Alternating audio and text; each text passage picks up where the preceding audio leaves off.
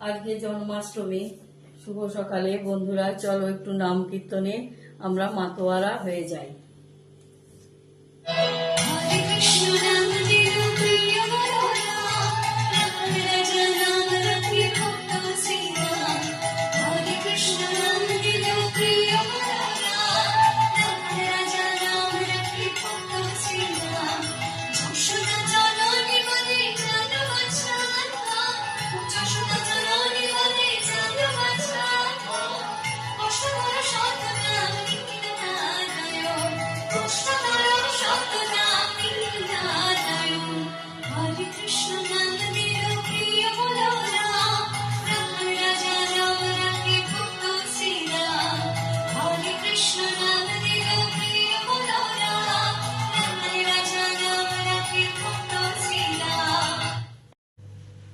আজ জন্মাষ্টমী, শ্রীকৃষ্ণের আবির্ভাব, তার সাথে সাথে লোকনাথেরও আবির্ভাব।